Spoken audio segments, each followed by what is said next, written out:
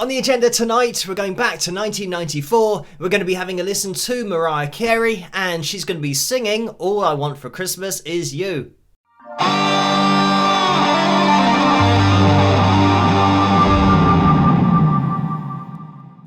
Hello, Phil here from Wings of Pegasus, and welcome to another analysis video. If you enjoyed this video, please give it a thumbs up and subscribe. So, this is one of those songs that comes round every year at Christmas, of course, and I do always say, if you're going to write a hit, try to make sure you do it at Christmas time, because then it's going to come round year after year after year.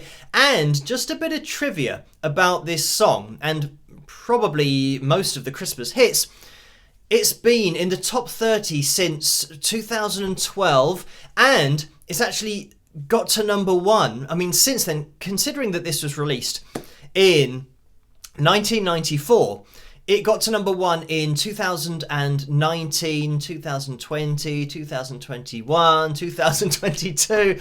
So it goes to number one in the charts pretty much in recent history every year. So those royalties will keep on coming through, and Mariah was a co-writer on this song. So like I said, if you can write a hit, do it at Christmas. And just to finish off the trivia, between 2012 and 2023, this song has charted in the top 30 of the charts. So it's been on an 11-year run, and it's actually charted in the top 10 more often than just in the top 30. So it's just a constant top 10 hit every single year.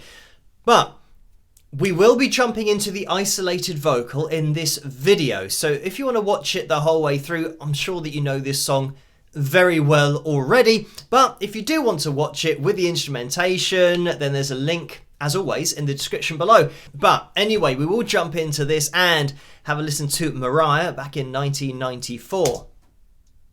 I don't want a lot for Christmas. There is just one thing I need. I don't care about the presents underneath the Christmas tree. I just want you for my own, more than you could ever know. Make my wish come true. All I want for Christmas is you. Yeah. So that's the intro done, and at this point is where the instrumentation comes in. I say the instrumentation comes in. This is where we get the full accompaniment, because that intro is quite reserved, and throughout this intro we do obviously see on the pitch monitoring software, I have isolated Mariah's vocal, run it through the pitch monitoring software so that we can see her voice on screen.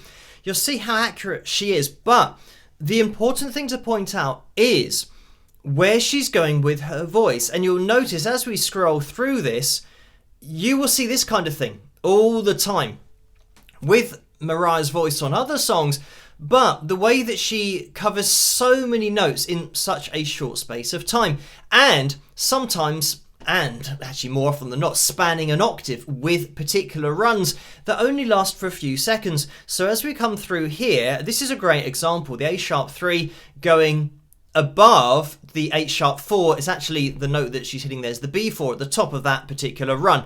So we've got an octave's worth of notes in this split second, and let's just have a listen to it so that we can get a reference.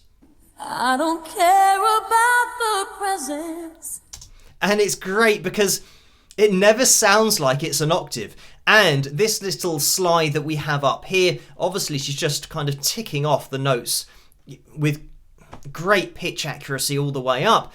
But because her voice is so balanced, it never sounds like she's spanning an octave. You know, to some people, this might sound like, or with other singers, this might sound like that they're in a comfortable range here, and then they're really struggling to get the octave above. But we don't have that in this case, but we'll listen on. Underneath the Christmas tree. And again, we've gone, I mean, even higher than the B4 there. I just want you for my own, more than you could ever know. And it's these kinds of things where we have na na na na na na na na. You know, she throws in really quick lines, but I mean they are really accurate pitch-wise. It's just great vocal cord flexibility. Obviously, I'm a guy, so this is very high for me. But just to give a quick example of the notes that it's almost like blink and you'll miss them, but they're definitely in there. It's just part of the style, or should I say part of Mariah's style and just her as a singer. Make my wish come true. Oh. So here, great example, we have the C5, and rather than holding the C5, which we do for maybe a second or two here with controlled vibrato, she then goes into a run where she descends and then goes all the way up to the E5 and really nice clean head voice all the way down, you know, G sharp 4 into the B4 as well. So she's hitting lots of notes. The reason that I'm pointing this out is because this intro is standalone in this song. This is the only time really, even though you will hear it dotted around in the song, actually with overdubs, but this is the only time really that Mariah gets the opportunity to do this, to throw her voice all over the place like she normally does. And the reason for that is because this intro doesn't have any percussion. It doesn't have a tempo, which means that it's freeform. And what you have, especially with ballads that Mariah sings, because it's a slower tempo, it means that you get more space from one bar to the next bar, timing-wise. The more space you have, the more notes you can fit in each bar. Now, when this comes in, have a listen to the instrumentation when we get going.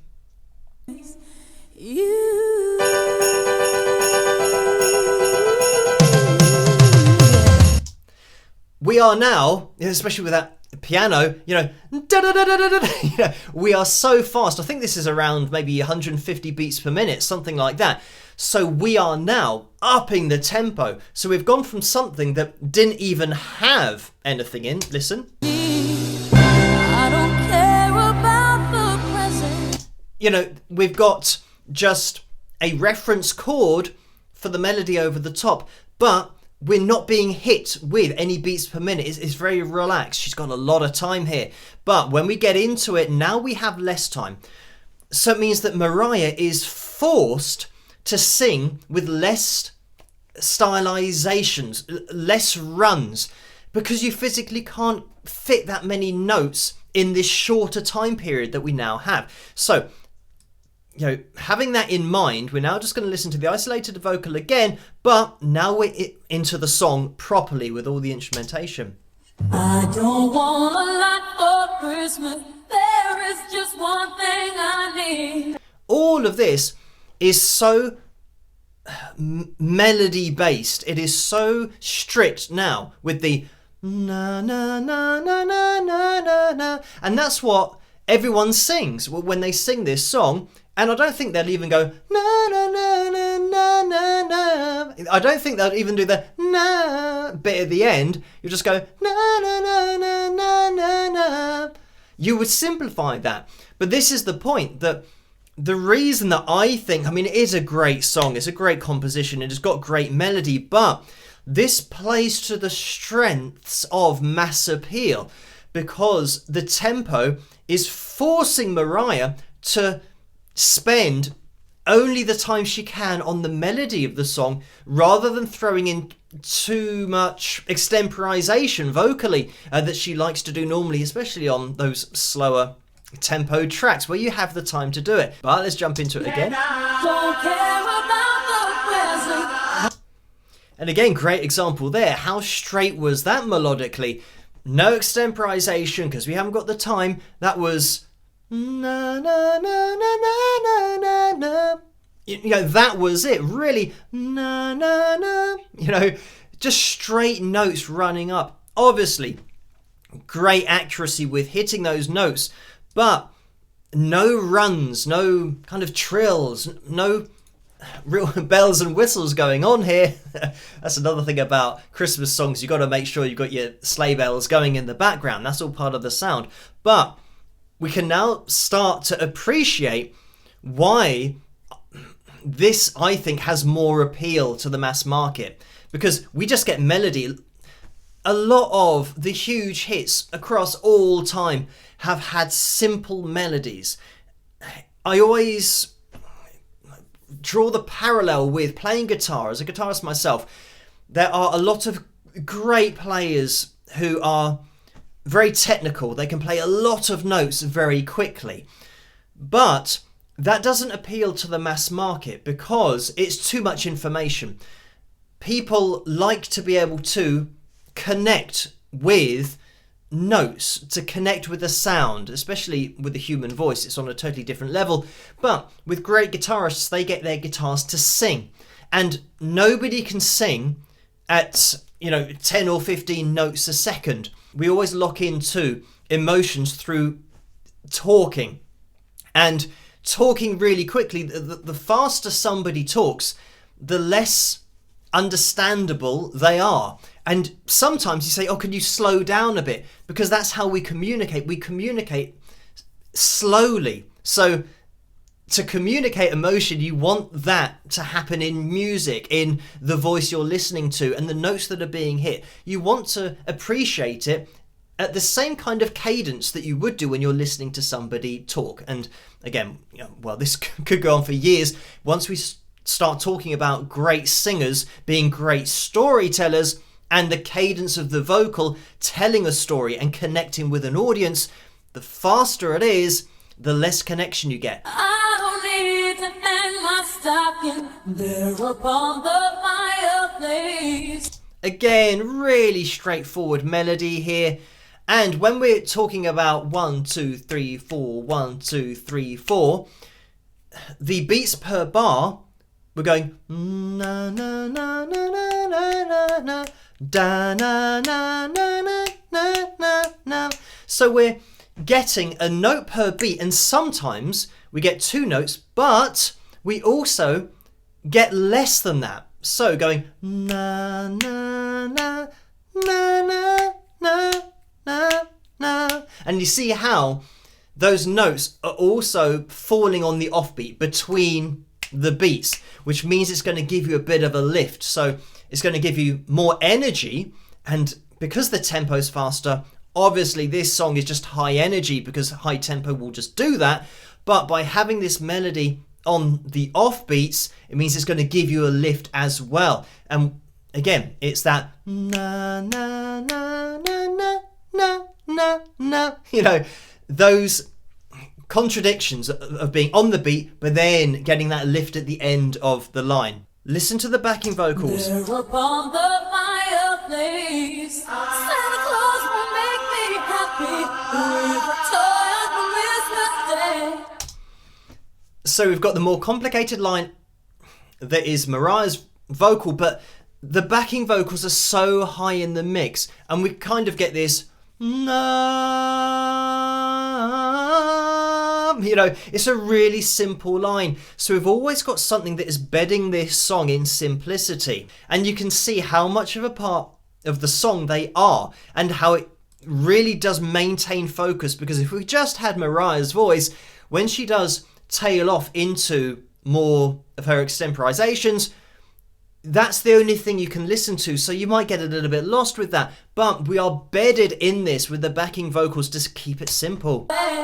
I just want you for my own, more than you could ever know. Make my wish come true. All I want for Christmas is you, baby. Oh, I want it. And again, even there with the ooh baby, Mariah hasn't got the time to do lots of notes. So her melodic choices here are just great because she's limited as to what she could sing in that space, and she just comes up with some great lines. Listen to these backing vocals again. All I want for Christmas because now we have just a backing vocal sound with Mariah's voice in there as well, but it's more like listening to 5 or 6 people rather than just one voice. All I want for Christmas is you. Actually, because we're hearing the isolated vocal, you can, or should I say isolated vocals, you can hear there is a little bit more in this. All I want. Mariah's going, all I want. She's going, ah. She's doing a run for that first part, but you don't actually hear it because all we hear are the backing vocalists going, all I want for Christmas. They're doing that straight rundown. So that's a prime example of what I'm talking about. The complexity of Mariah's vocal in the chorus is actually getting lost, and we hear the more simplified version. Therefore, it's going to appeal to more people because we can all sing that, even if you can't sing. You know, na na na na na na. You know that there's not that many notes in there. Whereas if you were trying to do what Mariah's doing really low in the mix, you wouldn't be able to because we don't all have that vocal ability, and you might not even remember what the notes were because they happen too quickly. You, baby. So we have this contrast between what we, ooh, baby, what our ears lock into, and try to hear what Mariah's doing throughout that. You, baby. She's going, ooh, you know, she's doing a vocal extemporization here. But again, when you sing this song in your head on the ooh, baby, you don't think in your head, ooh, you don't do all of that stuff. So this is why the simplistic melody will stay in your head. It's like a hook. The simpler the hook is, the more it will get stuck in there, because it means that it doesn't take a lot of mental processing to repeat it accurately. So if you can come up with a really simple line that is melodic, it'll just get stuck. It'll be a hook. And this is something that I've mentioned about Seven Nation Army before. The riff that goes dum dum dum dum dum dum dum. That's it. It is so simple, but because it's so simple, it gets stuck. And it's played at pretty much every sports venue now in the world because people can go da da da da da da da, and they can kind of chant along with it because it's simple, it's melodic, it's hooky, and it doesn't need a lot of mental processing to remember that. Oh, all the lights are shining so brightly every day, and the sound of children's laughter fills the air. And these are the overdubs that you can hear where Mariah's voice comes in again. I think it's more in the right channel here, but that's what I was saying about she'll throw in a little bit more extemporization as overdubs. But here, this middle 8, again, is giving you a different sight on the journey, but she's starting to throw in a little bit more. And I would say that this middle 8 is probably less memorable. When you're singing this song, you don't immediately throw in the middle 8 as well, because we are changing notes a little bit more quickly here. And everyone is singing. I hear the And I think it's because we have na na na na na na. So this is the melody line, but we also have the overdubs. So Mariah's second voice, which is mixed pretty much at the same level, if not louder. So that's going to take your attention. We're given a simple melody, but then lots of information at the same time. So this is why it might not stick as readily as, you know, the verse and the chorus. And there we had two voices, one going, ah, and the other one singing the melody that would have been planned for the middle 8. So getting two voices singing different lines, that's why if you're giving yourself just, or you're being given too much information, it's, you know, a case of thinking, well, what am I trying to store here? What was that melody line? Because there was two voices and I can't make out either of them because they're mixed at the same level. If you said to people on the street, sing All I Want for Christmas Is You, and people might go, na na na na na, and you go, oh no, sing the middle 8, and they'll go, ooh, you know, it's that kind of thing. You'd have to try and think of it and maybe even work your way through the song in order to get to that middle eight, to then try and remember how it goes.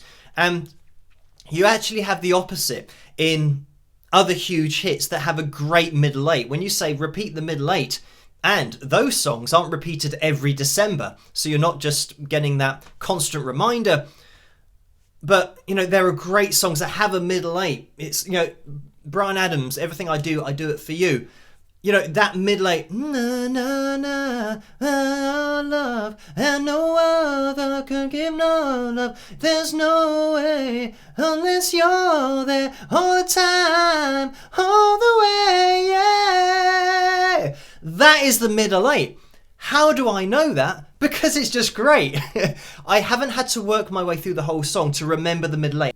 Great song, great composition, but back to this one. Let's jump into it. This is all I'm asking for. I just wanna see my baby standing right outside my door. Oh, I just want you for my own. All you could ever know. Make my wish come true. Oh, baby, all I want for Christmas is you.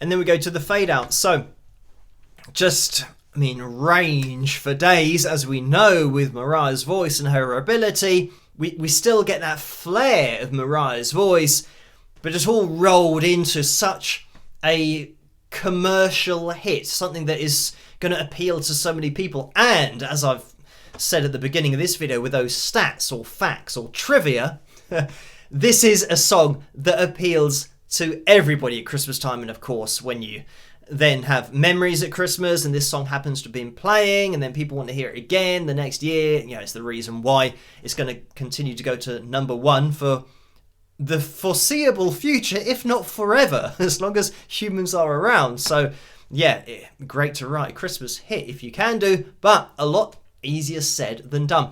Anyway, thank you guys for requesting this song for me to take a look at. Keep those suggestions and requests coming in the comment section below. As always, let me know what you guys think. If you did enjoy this video, please give it a thumbs up and subscribe, and I'll catch you guys at the next one. Rock!